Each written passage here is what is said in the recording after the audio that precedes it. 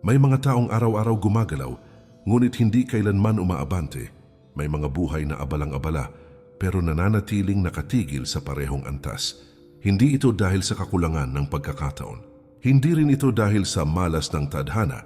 Ito ay dahil sa isang tahimik, ngunit mapanganib na mentalidad.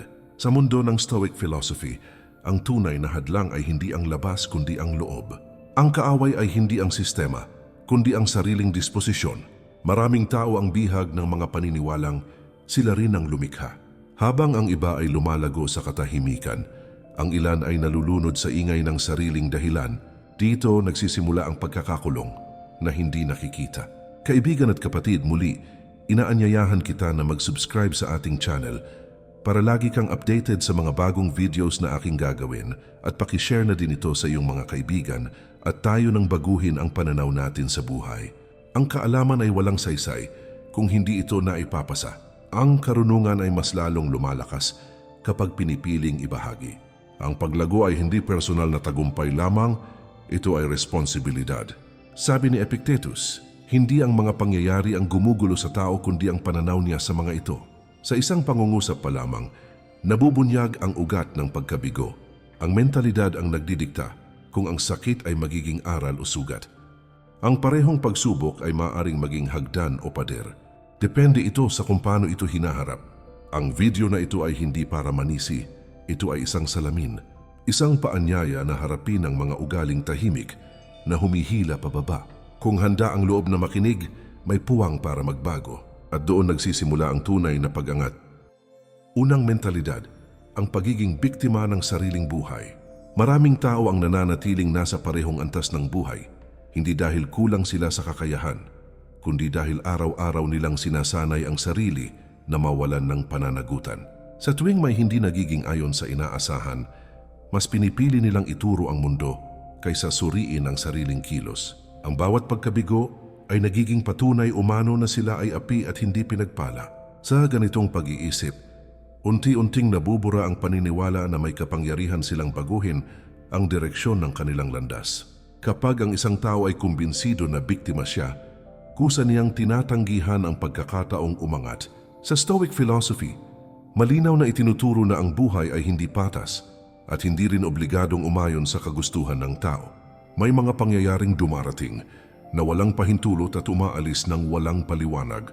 Ngunit sa kabila nito, nananatiling buo ang isang mahalagang katotohanan na ang tugon ng tao ay kanya pa ring pag-aari. Kapag ang kapangyarihang ito ay ipinasa sa galit, reklamo o sisihan, nawawala ang direksyon ng isip. At sa pagkawala ng direksyon, nawawala rin ang kakayahang umusad ng may dignidad. Ang mentalidad ng pagiging biktima ay mapanlinlang dahil nagbibigay ito ng pansamantalang aliw. Pinapaniwala nito ang tao na wala siyang obligasyon na magbago dahil wala naman daw siyang kasalanan. Pinapatamlay nito ang konsensya na dapat sana ay gumigising sa disiplina at pananagutan.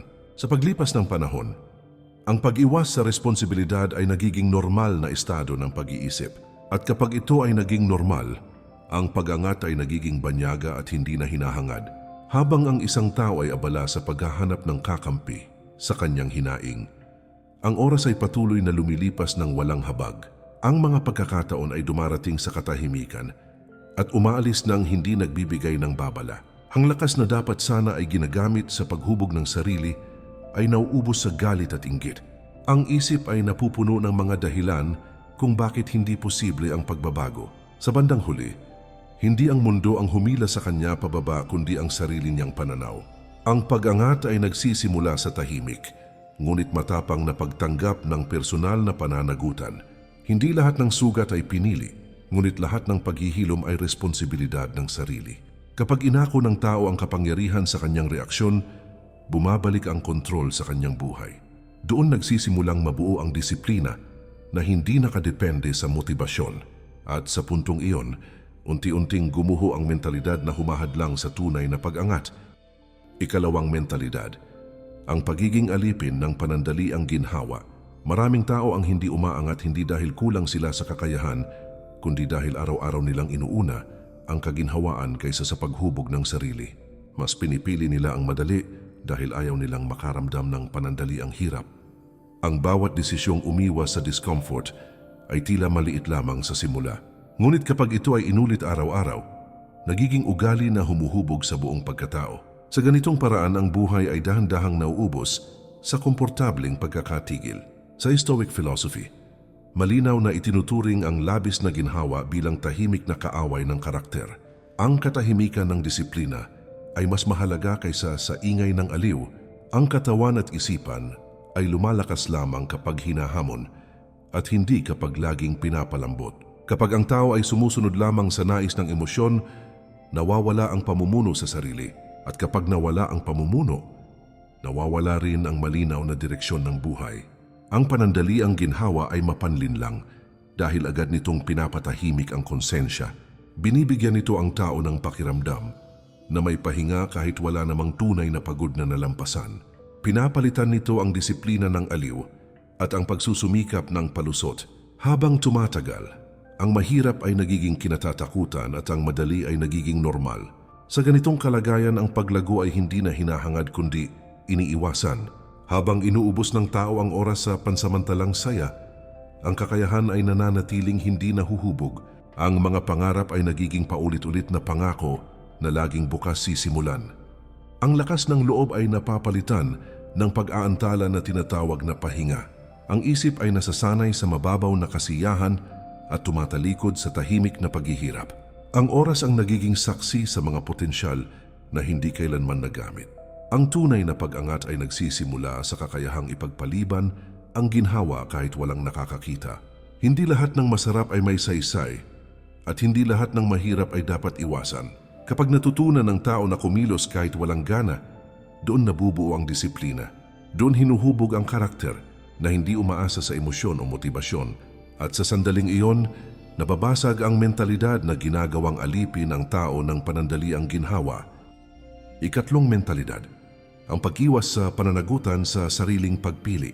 May mga buhay na tila paulit-ulit ang bigat at kaguluhan, hindi dahil sadyang malupit ang mundo, kundi dahil patuloy na iniiwasan ng tao ang sariling papel sa nangyayari. Sa tuwing may maling resulta, mas inuuna ang paghahanap ng paliwanag kaysa ang tahimik na pagharap sa katotohanang may naging maling desisyon. Ang bawat pagkakamali ay binabalutan ng mga dahilan upang hindi masaktan ang sariling ego.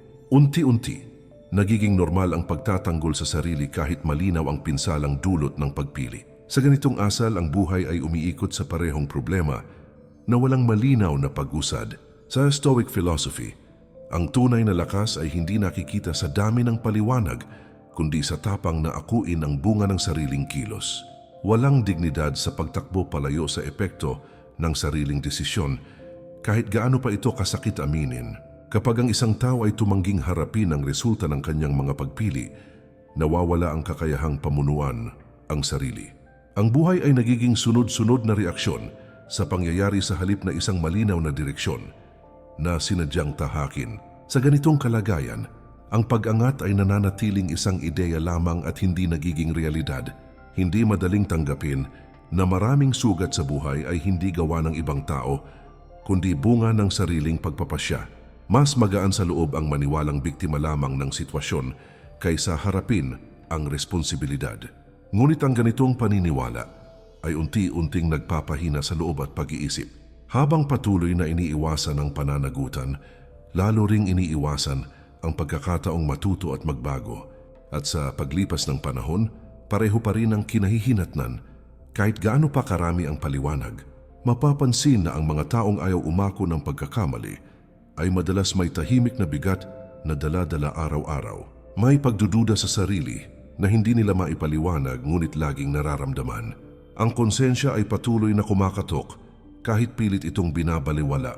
Ang isip ay napapagod kakagawa ng mga kwentong magtatakip sa katotohanan. Ang pagtakas sa pananagutan ang nagiging pinakamatinding parusang sila rin ng lumikha. Ang tunay na pag-angat ay nagsisimula sa malinaw at tahimik na pag-amin sa sariling bahagi ng bawat nangyari sa buhay. Hindi ito ginagawa upang durugin ang sarili, kundi upang mabawi ang kapangyarihang matagal ng isinuko. Kapag inako ng tao ang kanyang mga pagpili, nagiging malinaw ang direksyon ng susunod na hakbang. Doon nabubuo ang respeto sa sarili na hindi kayang ibigay ng papuri o awa ng ibang tao. At sa sandaling iyon, tuluyang gumuho ang mentalidad na matagal nang humahadlang sa tunay na pag-usad ng buhay. Ikaapat na mentalidad, ang pagkakulong sa opinyon ng ibang tao. May mga buhay na hindi kailanman lumalayo sa pinanggalingan dahil ang bawat hakbang ay ginagabayan hindi ng prinsipyo kundi ng takot sa sasabihin ng iba.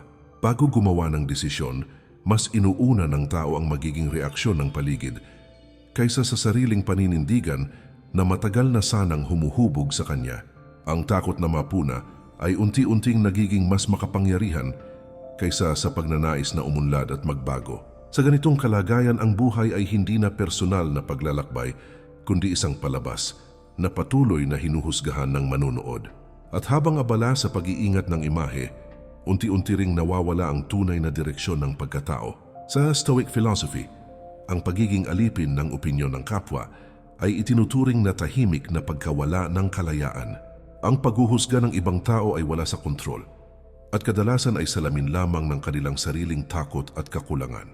Kapag hinayaan ng tao na ang damdamin niya ay nakadepende sa papuri o puna ng iba, kusa niyang ibinibigay ang kapangyarihan sa hindi niya hawak. Ang isip ay nagiging magulo dahil sinusubukan nitong makibagay sa bagong pamantayan ng paligid. Sa ganitong estado, ang karakter ay hindi nahuhubog dahil walang matibay na pinanghahawakang prinsipyo. Ang patuloy na paghahanap ng pag-apruba ay unti-unting nakakapagod sa isip at sa loob. Araw-araw may kailangang patunayan kahit hindi malinaw kung para kanino o para saan. Ang mga desisyon ay nagiging mabagal dahil puno ng pag-aalala at pagdududa. Ang lakas ng loob ay nauubos sa kakaisip kung paano tatanggapin o huhusgahan ng iba ang bawat kilos. Habang tumatagal, ang sariling mga pangarap ay napapalitan ng inaasahan ng mga taong walang tunay na malasakit. Mapapansin na ang mga taong nakakulong sa opinyon ng iba ay bihirang makaranas ng tunay na kapayapaan ng isip. Kahit may naabot na tagumpay, may kasamang takot na baka hindi pa rin ito sapat sa mata ng iba. Ang kasiyahan ay panandalian dahil laging may bagong pamantayang kailangang habulin. Ang isip ay hindi kailanman nakapahinga dahil palaging nakatingin palabas at bihirang tumingin paloob. Ang pagnanais na tanggapin ng lahat ang nagiging ugat ng walang katapusang pagkabalisa. Ang pag-angat ay nagsisimula sa pagtanggap na hindi lahat ay kailangang sumang-ayon sa bawat hakbang. Kapag natutunan ng tao na panindigan ang tama kahit walang papuri at palakpak, doon nabubuo ang tunay na lakas ng loob. Ang opinyon ng iba ay nagiging ingay na lamang at hindi na direksyon ng buhay. Doon unti-unting nababawi ang kalayaang magpasya ng malinaw at buo ang paninindigan. At sa sandaling iyon, tuluyang bumabagsak ang mentalidad na matagal nang humahadlang sa tahimik at totoong pag-usad ng buhay. Ikalimang mentalidad, ang pagiging abala ngunit walang direksyon. May mga taong palaging pagod ngunit hindi kailanman umaabante dahil ang lahat ng kilos ay walang malinaw na patutunguhan. Araw-araw silang gumagalaw, nagmamadali, at puno ng ginagawa ngunit walang tunay na layuning pinaglilingkuran. Ang pagiging abala ay nagiging palusot upang hindi harapin ang mas mahalagang tanong tungkol sa direksyon ng buhay. Sa panlabas mukhang masipag at pursigido, ngunit sa loob ay walang malinaw na dahilan kung bakit sila kumikilos. Sa ganitong kalagayan, ang oras ay nauubos ng hindi namamalayan at ang potensyal ay nananatiling nakatali. Sa Stoic philosophy, hindi lahat ng kilos ay may halaga kahit gaano pa ito kadalas gawin. Ang tunay na tanong ay kung ang ginagawa ay naayon sa prinsipyo at layuning pinili ng sarili. Kapag ang tao ay kumikilos lamang upang maging abala, nawawala ang kakayahang pumili ng may kamalayan. Ang isip ay napupuno ng gawain ngunit kulang sa kaliwanagan. Sa kawalan ng malinaw na direksyon, ang pagsisikap ay nagiging pagod na walang bunga. Ang pagiging abala ay madalas na pagkakamalang progreso. May pakiramdam ng galaw, kaya may ilusyon ng pag-angat. Ngunit kapag sinuri ng mabuti, walang tunay na pagbabago sa antas ng buhay. Ang parehong problema ay bumabalik sa ibang anyo at sa ibang oras. Habang tumatagal, napapagod ang loob dahil ramdam nitong may kulang. Mapapansin na ang mga taong walang direksyon ay bihirang makaramdam ng tunay na kasiyahan. Kahit marami silang nagagawa sa isang araw, may tahimik na tanong na hindi masagot. Ang isip ay laging naghahabol, ngunit hindi alam kung ano ang hinahabol. Ang pahinga ay nagiging pagtakas at hindi pagbawi ng lakas. Ang pagiging abala ang nagiging dahilan ng pagkaubos ng sigla. Ang pag-angat ay nagsisimula sa malinaw na pagpili ng direksyon bago ang pagkilos. Kapag alam ng tao kung bakit siya kumikilos, nagkakaroon ng saysay ang bawat hakbang. Ang oras ay nagiging kaalyado at hindi kaaway. Doon nagsisimulang magbunga ang disiplina at pagsusumikap. At sa sandaling iyon, bumabagsak ang mentalidad na ginagawang bilog at paulit-ulit ang takbo ng buhay. Ika-6 na mentalidad, ang patuloy na pagpapaliban sa sariling paglago. May mga pangarap na unti-unting namamatay, hindi dahil kulang sa kakayahan ng tao, kundi dahil palagi niyang ipinagpapaliban ang dapat sanang sinimulan noong may lakas pa ang loob. Ang bawat araw ay pinupuno ng mga dahilan kung bakit hindi pa ito ang tamang oras upang kumilos at magbago. Ang bukas ay laging mas maginhawa sa isip kaysa sa kasalukuyang humihingi ng disiplina at tapang. Sa ganitong gawi, ang oras ay nagiging kakampi ng takot at hindi kasangkapan ng pag-unlad. Unti-unti, ang potensyal ay natatabunan ng paulit-ulit na pangakong gagawin din balang araw. Sa Stoic philosophy, ang oras ay itinuturing na pinakamahalagang yaman dahil ito ay nauubos kahit walang ginagawa. Ang pagpapaliban ay hindi simpleng katamaran kundi tahimik na pagtanggi sa responsibilidad na paunlarin ang sarili. Kapag ang tao ay naghihintay palagi ng perpektong sandali, kusa niyang tinatanggihan ang realidad ng buhay. Ang mundo ay hindi humihinto upang hintayin ang kahandaan ng sinuman. Sa ganitong pananaw, ang pagkaantala ay malinaw na pag-aaksaya ng pagkakataong hindi nababalik. Ang mentalidad ng pagpapaliban ay mapanlinlang dahil nagmumukha itong maingat at makatwiran sa unang tingin. May mga paliwanag na tunog praktikal at tila puno ng karunungan. Ngunit sa ilalim ng mga salitang ito, may takot na ayaw harapin ang posibilidad ng pagkakamali at pagkabigo. Habang patuloy na iniiwasan ang simula, lalo ring lumalalim ang pagdududa sa sariling kakayahan. Sa paglipas ng panahon, ang pag-aalinlangan ay nagiging normal na estado ng isip. Mapapansin na ang mga taong sanay magpaliban ay madalas mabigat ang loob kahit walang malinaw na dahilan. May tahimik na panghihinayang na dala-dala araw-araw. Ang isip ay paulit-ulit bumabalik sa mga sandaling sana ay kumilos sila ng mas maaga. Ang lakas ng loob ay nauubos sa kakaisip kung ano sana ang naging resulta. Ang hindi pagsisimula ang nagiging pinakamatinding pagsisisi. Ang pag-angat ay nagsisimula sa tahimik, ngunit matatag na desisyong kumilos kahit hindi pa handa ang pakiramdam. Hindi kailanman darating ang perpektong oras o perpektong kondisyon. Kapag natutunan ng tao na gumawa ng hakbang sa gitna ng takot at pagdududa, doon nabubuo ang tunay na lakas ng loob. Ang bawat maliit na kilos ay unti-unting nagbibigay linaw at kumpiyansa. At sa sandaling iyon tuluyang bumabagsak ang mentalidad na matagal nang pumipigil sa paglago ng buhay. Ika-7 mentalidad, ang pagkatali sa nakaraan at hindi pagbitaw sa dapat nang iwanan. May mga tao na hindi umaangat, hindi dahil wala na silang patutunguhan, kundi dahil patuloy silang humihila pabalik sa sarili nilang nakaraan. Ang isip ay laging bumabalik sa mga pagkakamali, sugat, at pangyayaring hindi na mababago kahit kailan. Ang nakaraan ay nagiging dahilan kung bakit takot silang sumubok muli sa kasalukuyan. Sa halip na maging aral, ang dating karanasan ay nagiging tanikala na bumabalot sa pagkatao. Sa ganitong kalagayan, ang buhay ay umiikot sa alaala at hindi sa posibilidad. Sa Stoic philosophy, malinaw na ang nakaraan ay wala ng kapangyarihan, maliban sa kapangyarihang ibinibigay dito ng isip. Hindi na mababago ang nangyari, ngunit maaaring baguhin ang kahulugan na ikinakabit dito. Kapag patuloy na kinakapitan ng tao ang mga dating pagkatalo, hinahayaan niyang idikta nang lumipas ang kasalukuyan. Ang isip ay nagiging mabigat dahil punong-puno ng mga bagay na hindi nasaklaw ng kontrol.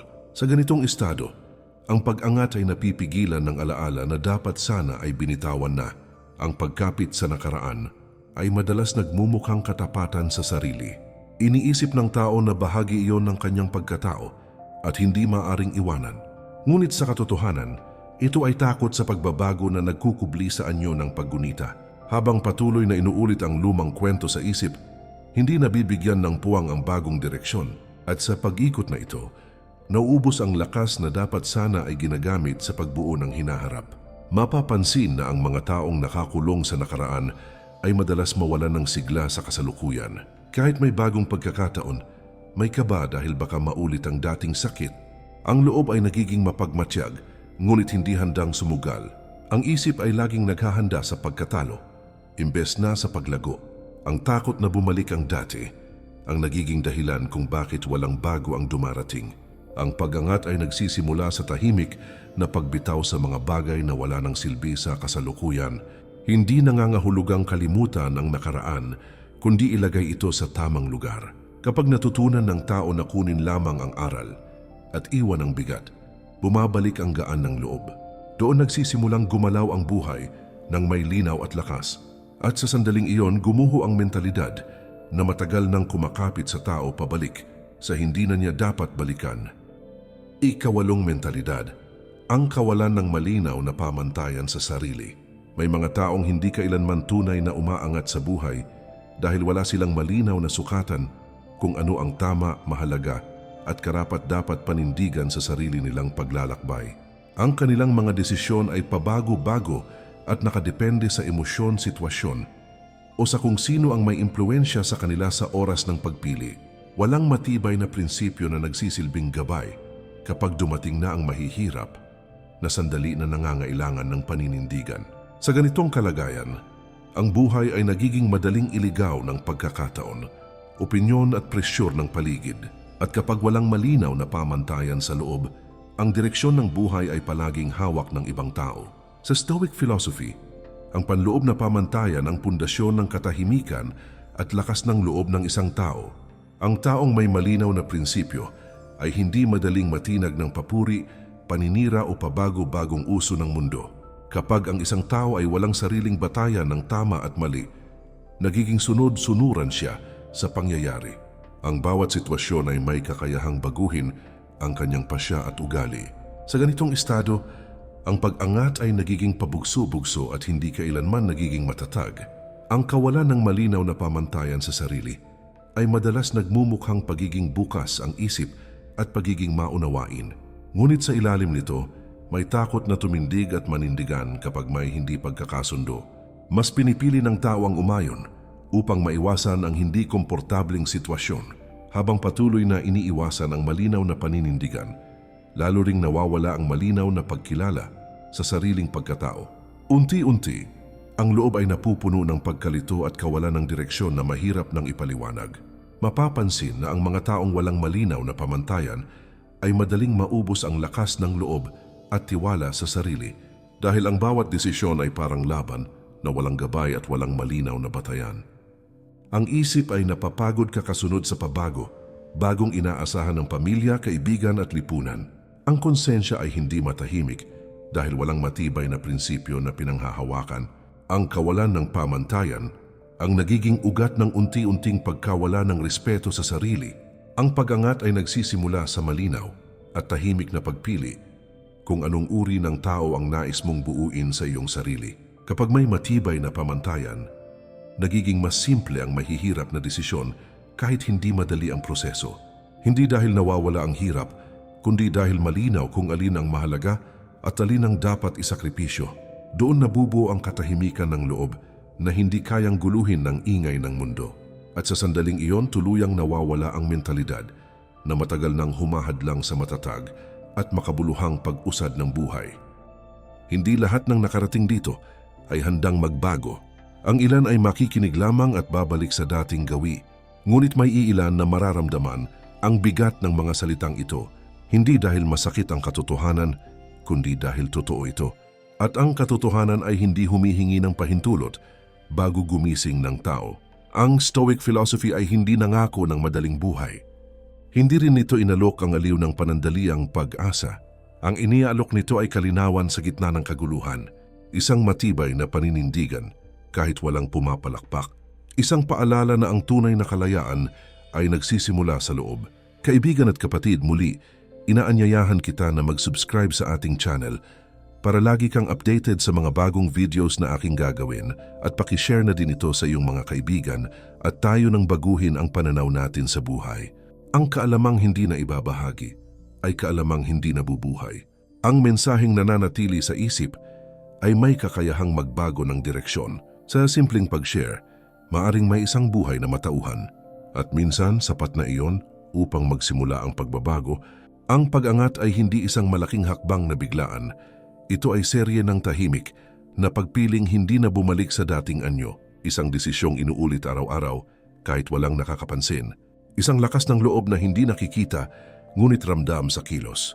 Doon hinuhubog ang karakter na hindi kayang sirain ng panahon. Kung may isang bagay na dapat manatili matapos ang video na ito, iyon ay ang pananagutan sa sarili. Walang sino man ang darating upang iligtas ang buhay na ayaw baguhin ang direksyon. Ngunit ang taong handang humarap sa katotohanan ay hindi kailanman tunay na talo. Ang bawat araw ay pagkakataong mamili muli. At sa pagpiling iyon, nagsisimula ang tahimik ngunit totoong pag-angat.